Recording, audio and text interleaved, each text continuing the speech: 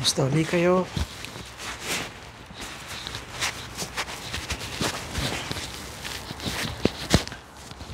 There.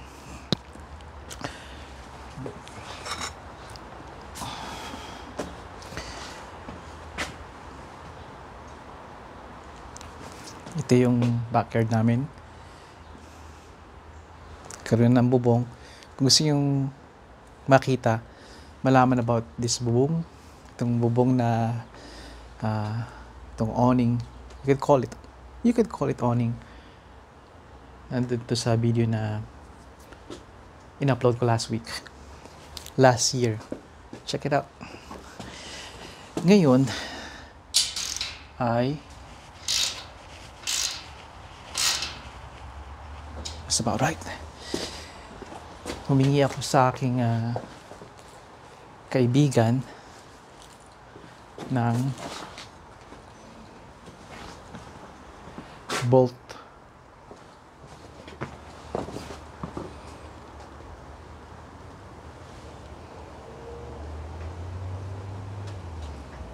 Just a bolt.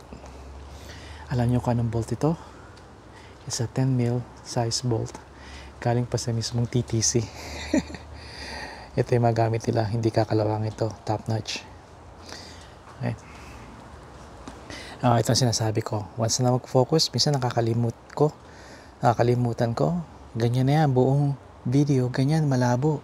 Kaya, marami akong videos na sayang lalo na yung mga snow removal kong ginawa at mga lawn care. Marami akong nasayang dahil dyan sa nangyayari niyan. Kasi pag dumaan ako, nag-focus sa akin, or ito sa ginawa ko, bumabalik siya. Nagiging blur ang buong paligid. Kaya dami kong nasayang. Ito ako, ginagamit ko pa na naman ulit siya. Okay, sana nakita niyo ako. Itong patio na to, itong patio table na to, ayan ay kasama ng 1, 2, 3, 4, 5, 6, 6 na chair. Bigay sa akin ito ng kaibigan ko na dati siyang taga Saskatchewan. He's a farmer. He was a farmer. Pero nagretiro na.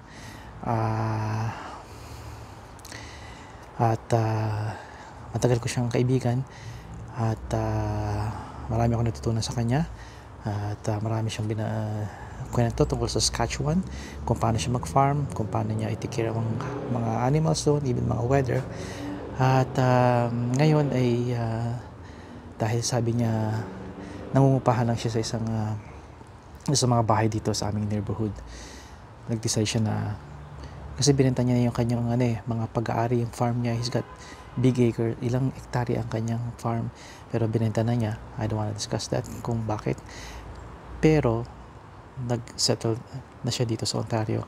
He likes the city dito at okay yung neighborhood, pero dumating yung point na nung COVID nag-umpisa, nagtataas talaga yung mga doon nagtaasan yung mga presyo ng pagrenta. Bilo nyo yung bahay niya nung kabuuan, mga kasing size nitong bahay ni mother-in-law, $1,500 a month. $1,500 a month back then. Siyempre dahan-dahan na umaakit yun.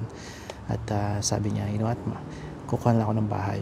At dahil may ipon siya, ganoon naman wala nga siyang bahay, pero napakarami niyang ipon, investment, napakagaling niya.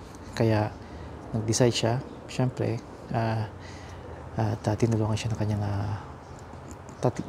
tatlong anak niya, 2 babae, isang lalaki na sa Florida, at yung 2 naman teacher dito, at yung isa teacher alam ko, and nagtulong sila na maghanap sa kanya ng bahay.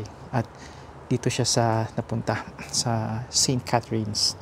Dinala niya ako doon for that was $525,000 Canadian, of course. Ay nakakuha siya ng napakalaking lugar. Sabi ko nga, mag-farm ka uli, magtanim ka uli dyan, mag-alaga ka ng mga baka. Kaya masaya siya. Yung nga lang, bihira ko siyang mabisita kasi although hindi talaga malayo ang St. Catharines from us here, still it is still quite a drive, maybe an hour, ganun. Sige, umpisa ko na to. At may konti kaming pagdiriwang dahil Mother's Day. Mother's Day na bukas at heto ako, nakakalat pa rin yung likuran. Maintindihan nyo yan mga kabayan ko, mga kaibigan ko sa Pilipinas. Once na mapunta na kayo dito at nag-umpisa na kayong ang focus ninyo ay sa trabaho, focus ninyo ay sa mga ibang bagay, nakakalimot kayo ng isang aspekto ng pili kayo makakalimot. Pero sa paghahanda at pag-organize, hopefully hindi nyo makalimutan mga importante.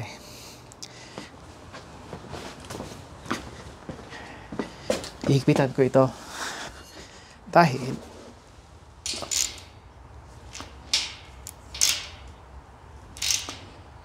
tuturuan ko rin kayong maghigpit ng mga tornilyo, yung tama. Kasi ang ilan sa inyo, kahit yung mga babae, ay natingin ako. Kasi itong kapitbahay namin ay Pilipino rin. Bihira yun dito. Kami lang talaga Pilipino dito. Pero 3 years na sila naninirahan dito na Pilipino rin. Sa pagkukumpuni ng sasakyan, karing mga babae, mga kaibigan ko, ay matututo kayo. Kailangan nyo matuto. Malaking plus yun. At sa atin,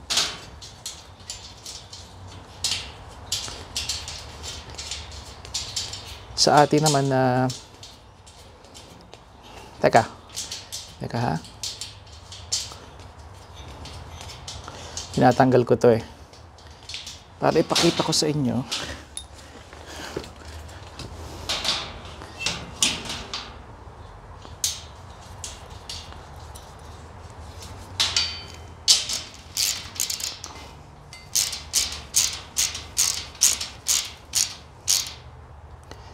pag may konting resistance na, dahan-dahan. Tapos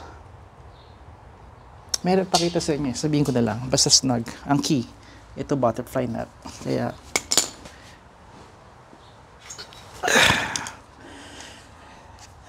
kamay lang ito, hand tight.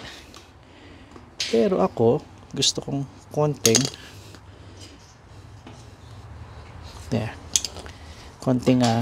tightness ng hindi kailangan todo. Ito may papakita ko sa inyo. Butterfly nut.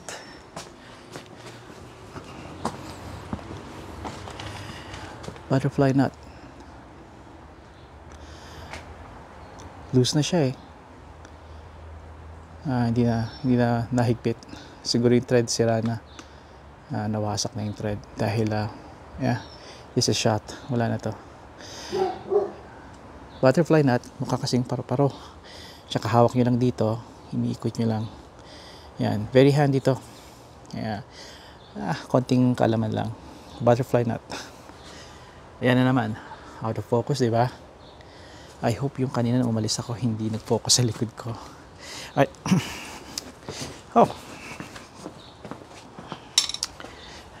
Kaya I'm very grateful kay Francis, yung sa aking kaibigan. He's probably pushing. He's probably 80 na ngayon. I love that guy. Gustong-gusto niya mga Pilipino. And just like katulad natin, immigrant din siya. He came from Poland. At dito siya pinanganak. Pero yung parents niya sa Poland. From Poland. At kaya ko binabanggit yun. Ako yung tao na hindi nagbabanggit ng mga race. Pero yung papag-uusapan natin. A lot of people, mga kababayan ko, laging race ang sinasabi. Halimbawa, may kumakain dyan, babanggitin pa nila yung race. Pag may nagda-drive, babanggitin pa nila kung sinong drive. Just mention babae o lalaki. Driver, maybe edad. I would encourage you na huwag yung kayo magsalita ng race unless kailangan. Like, you wanna describe the person or you wanna talk about their culture, fine. Pero pag everyday na every time na magsalita kayo about race, o ano yan, maraming kumakain dyan, mga ganong race sila. O, itong mga nag-alisan, yung nakilala ko, o nakatalo ko, o nagbukas ng pinto sa akin, race itong kanyang race. Don't please. Sana hindi natin gawin yon dahil hindi maganda. Again, kung ano man ang gusto ninyo, pero ito yung hindi ko tinuturo sa aking mga anak, and I hope na nakikita niyo yung point ko. Marami pa ako ganung mga bagay na gustong sabihin sa inyo, kaya kakaiba itong mga vlog kong ito dahil I'll get heat or I'll get makikriticize ako sa mga sinasabi ko, pero one thing good about this, may sarili kang plataforma dito you're allowed, as long as hindi ka nag-spread ng against the rules, diba? TOS, terms of condition ba yun? Terms of service, and remain respectful. Ito ang aking opinion.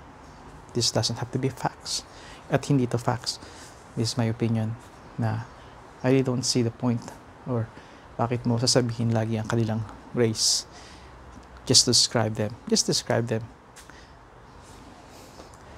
Babae, lalaki, o kung ano man, I leave the race. Ito ang problema sa atin these days. Everybody talks about race. I think hindi maganda yon, hindi pakipakinabang sa ating komunidad. I'll talk about more about that. Pero ngayon, how about itindig na muna natin to. Mukhang matibay na siya. Kasi last year and last year, nag-enjoy kami ito, nauga. By the way, kaya ako ito binanggit at baka kaya ako ito pinapakita sa inyo, sa aking mga kababayan kong papunta pa rito o nandito na. Maalala nyo sana itong video na to. Ito ay bigay. It's in very nice condition kasi maayos si Francis, yung kaibigan kong dating farmer.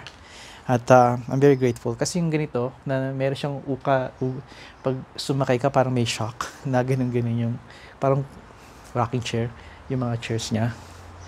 Inikot lang yun na bakal So yung weight mo, nagrarak ang ganun. It's very nice. This is easy, average to $1,000. We're looking about $1,000 to $1,500. Again, kung maging fancy pa, maybe a better steel, better bakal, and maybe may mga hindi pa kasaming kutsa noon, may pushing 2,000 na siguro ngayon. Pero ito, even sa mga used, it's still quite. Nakikinig ko na yung Chevy, nakikinig ko na si Impala, si Miss dyan na naman. Siguro namili kahit Mother's Day, she love to cook. At dito kami kailangan ko ng iento bago makita niya ako.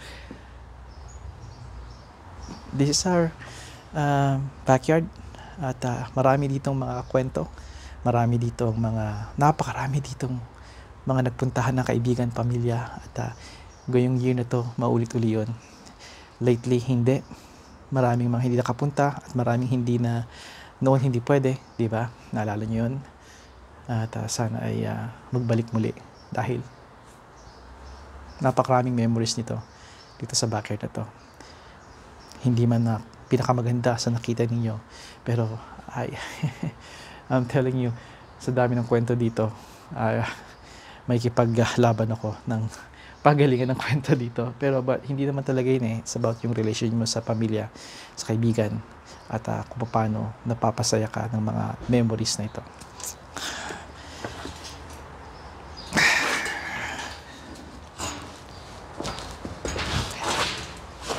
This is heavy steel.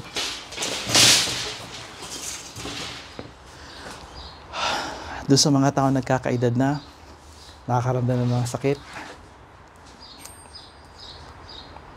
Hey, that's my bell you're ringing, you know?